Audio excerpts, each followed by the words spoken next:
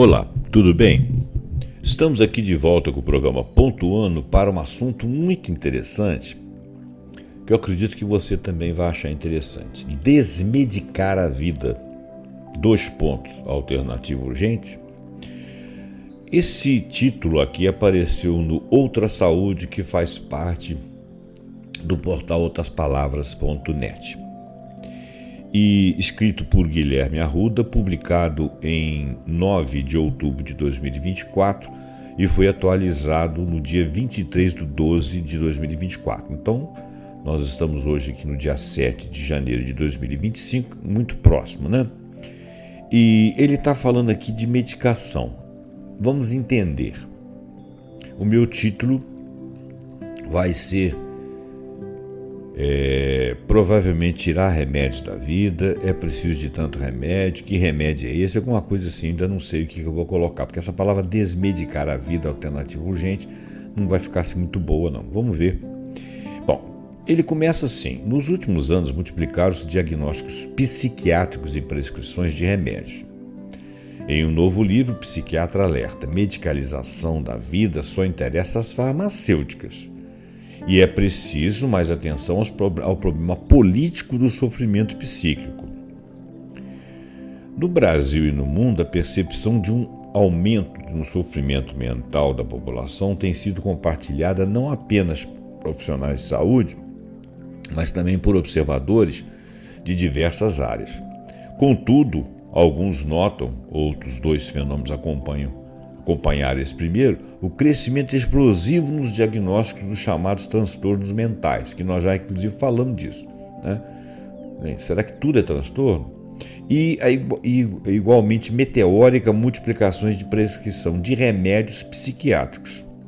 O cara tem alguma coisa que algum médico vê como transtorno, o psiquiatra imediatamente o medica. Mas seriam esses caminhos corretos para lidar com o sofrimento?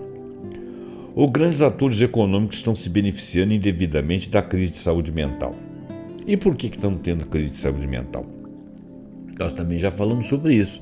Num pontuando aí para trás, nós estávamos dizendo que as questões, inclusive dentro do neoliberalismo hoje em dia, em que as pessoas viviam assaltadas por ideias que elas tinham que cumprir, por metas que elas tinham que ultrapassar, mantinham a pessoa o tempo todo naquele empreendedorismo exagerado, achando que se não chegasse ao sucesso se perderia, e como 99% não chega, as pessoas vivem tensas, trabalhando além da conta, isso tudo introjetado independente de um comando externo. Foi mais ou menos a leitura que nós fizemos. E agora ele está olhando aqui essa crise. É que o debate do recém-livro publicado, Desmedicar a luta global contra a medicalização da vida, organizado por Paulo Amarante, um psiquiatra e pesquisador da Escola Nacional de Saúde Pública, NSP da Fiocruz, e Roberto Whittaker, jornalista norte-americano e fundador da revista de debates críticos sobre psiquiatria chamada Mad in America. Nesta segunda-feira, 7, ele deve estar falando da segunda-feira lá de outubro, porque essa matéria foi feita no dia 9 de outubro. Então, nessa segunda-feira, 7 de outubro, acompanhou o lançamento do livro no Instituto Sede Sapientai, em São Paulo. Na conversa, Amarante destacou o papel do poderoso setor farmacêutico no que os textos contidos na obra criticaram como um processo de medicalização na vida, representado pelo aumento abusivo de diagnósticos e prescrições. Há um processo de patologização avançado com a participação da indústria farmacêutica e da grande mídia que não influencia apenas a psiquiatria. Também afeta a educação, incidindo sobre os pedagogos e os psicopedagogos, destacou o veterano da reforma psiquiátrica, Amarante. Em sua fala, Amarante frisou que a proposta de ação dos artigos reunidos no livro não consiste simplesmente em uma luta para desmedicalizar, reduzindo o protagonismo dos medicamentos no tratamento, mas para desmedicar. Vamos ver qual que é a diferença. Não é só tirar o remédio, é retirar o saber médico, ou seja, aquela interpretação de que aquilo ali é um transtorno. Porque quando você interpreta que aquilo ali é um transtorno, automaticamente você medica. Então, retirar o saber médico ou a instrução médica imbuída daquela intenção ou expressão e desmedicalizar, tirar o medicamento que vem depois do diagnóstico. Então, ele acha que importante são as duas coisas: estudar sobre não medicar a torto e a direito, mas também retirar do saber médico a pseudo-evidência de que está havendo transtornos quando aquilo ali não são necessariamente transtornos. Isso são palavras minhas, tá bom? Não é só te retirar o remédio, retirar o saber médico. Como único, não é te retirar o médico, porque o médico é necessário, mas o saber médico, ou seja, aquilo de qual ele está imbuído, que esse Amarante considera erroneamente, como um único instrumento útil para lidar com esse problema. Amarante explica. Necessário é tratar o sofrimento como uma questão política e social que exige muito mais do que dose regular de fármacos para ser tratada. Se alguém tivesse um campo de pregos e pedaços de ferro jogados numa estrada longa, e alguém fosse lá, ao invés de varrer aquilo, criasse um borracheiro para poder trocar os pneus daqueles que porventura tivessem seus pneus furados, esse cara estaria resolvendo um único problema, que era o dele, de montar e ganhar o seu dinheiro. Não que seja errado ter uma borracharia, ou errado ter uma borracharia ali, ou consertar o pneu das pessoas. Não. O fato é que o problema estava na quantidade de fiapos de ferro e pregos que ali estava. Então, a coisa que essa metáfora, esse paralelo que eu fiz aqui, diz o seguinte, está querendo dizer o seguinte: o fármaco, a farmacêutica, ela não vai resolver o problema, ela vai te dar o remédio. Ela não vai fazer uma instrução dizendo, gente, para de mandar tanto pedido de remédio para nós aqui, não há necessidade disso. Claro que ela não vai fazer, a função dela é montar a borracharia. Mas ela poderia ser ética e fazer algum movimento, mas ela não vai fazer, não é o papel dela. O papel social dela é um papel da política.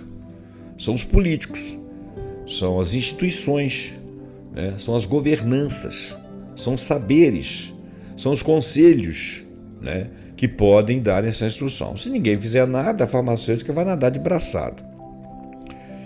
E o que ela pode ser um pouco mais antiética é forçar e fazer muita publicidade baseada na quantidade de transtorno que todo mundo está vendo. O psiquiatra, o saber médico vai ver também, e ela vai ganhar muito dinheiro. Então seria, assim, além de antiético, muito antiético, né? E perigoso, porque você vai adoecer a população fisiologicamente. Muito bem. Necessário é tratar o sofrimento, que é uma questão política e social. Por isso que eu falei que os conselhos, os representantes, os parlamentos, né? Os políticos, os conselhos médicos, as instituições é que tem que resolver, que exige muito mais do que doses regulares de fármacos para ser tratado, né? Como avança a medicalização? Enquanto coletânea, desmedicar a luta global contra a medicalização da vida, que é o livro, não consta apenas com escritos de seus organizadores. Há também contribuições do psicólogo Fernando Freitas, ex-relator da ONU para direito à saúde mental, Dayanos Puras, é o nome de um cara, né? E de uma série de outros autores acerca de temas como a necessidade urgente de transformações profundas na psiquiatria, o avanço global do negócio de medicalização da vida e os problemas de fachada científica chamado modelo, entre aspas, biomédico e organicista também, entre aspas, da psiquiatria. Sobre esse último tema polêmico, Amarante frisou ao público paulista que os últimos estudos não confirmam a hipótese organicista dos desequilíbrios químicos do cérebro, como nos neurotransmissores, como causa do sofrimento psíquico. Pelo contrário, as revisões mais recentes não conseguiram encontrar essa relação entre os baixos níveis de serotonina e depressão. Ele exemplifica. Mais do que uma psiquiatria positiva ou positivista, penso que essa é uma psiquiatria pretensamente positivista, porque ela não consegue se basear em elementos científicos e biológicos, como ela própria quer, opina Amarante. Mesmo com essas lacunas em sua sustentação, essa psiquiatria tem conseguido emplacar sua proposta de diagnóstico e medicação em massa como solução mágica para o sofrimento psíquico na sociedade. Não só de forma geral, mas também em âmbitos específicos. Um deles, a educação, onde a presença crescente de diagnósticos psiquiátricos parece ser estimulada pela influência que a indústria farmacêutica busca desenvolver sobre pedagogos e psicopedagogos. Isso aí já seria o muito antiético que eu defini. Há relatos, inclusive, de venda de diagnósticos específicos que hoje garantem prioridade e condições especiais em alguns serviços. Ele conta. As farmacêuticas se beneficiam desse processo, tendo lucros multimilionários com os remédios administrados a crianças. Outro flanco em que se infiltraram os defensores da medicalização da vida é o do cuidado com dependentes químicos, tema cada vez mais prioritário nas grandes metrópoles. Suas propostas parecem ter se sobreposto às dos partidários do cuidado humano e em liberdade. Hoje, nas comunidades terapêuticas e mesmo em outros equipamentos, já não se fala em tratar as pessoas, mas em tratar a dependência química das pessoas. É aquela velha história que a Basaglia falava, de que a psiquiatria coloca... É aquela velha história que Basaglia, eu não conheço, mas deve ser alguém da área, né? É aquela velha história que o Basaglia falava de que a psiquiatria coloca o sujeito entre parênteses para tratar da doença. O que é preciso é o contrário, é pôr a doença entre parênteses e cuidar do sujeito. Avaliar a pessoa, saber quem é ela, né? A doença, ela existe, né? Se primeiro você ver a doença e colocar o sujeito em parênteses, você vai direto na medicação, direto no procedimento. E você não avaliou o sujeito para saber se ele tem a doença ou se é uma questão política, se é uma questão social. Política, que eu digo política de sociedade, a forma como a sociedade vive, como está a economia, como estão as relações entre os pares, etc. Desmedicar como alternativa.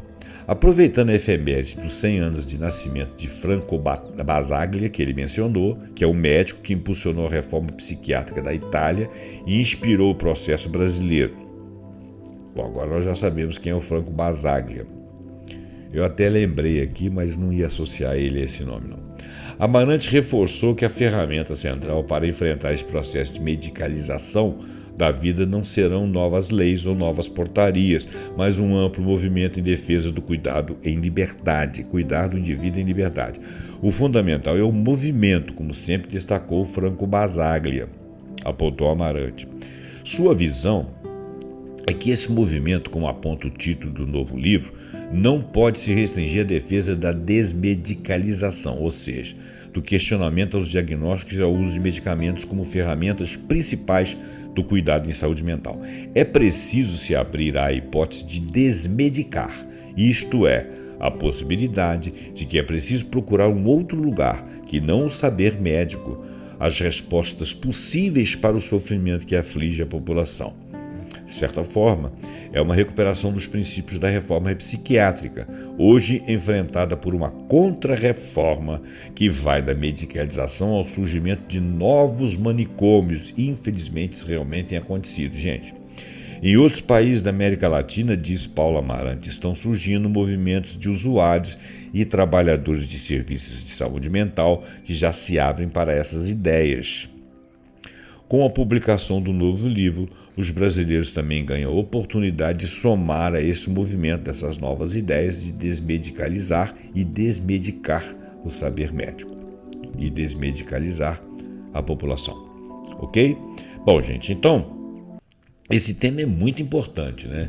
Eu espero que você passe esse podcast para frente, esse vídeo podcast, que você deixe seu like, seu comentário, você assina o canal, me ajuda para que as minhas informações coletadas na rede cheguem a um maior número de pessoas. Muito obrigado e até o próximo programa pontuando com algum assunto que nós acharmos muito importante. Até lá.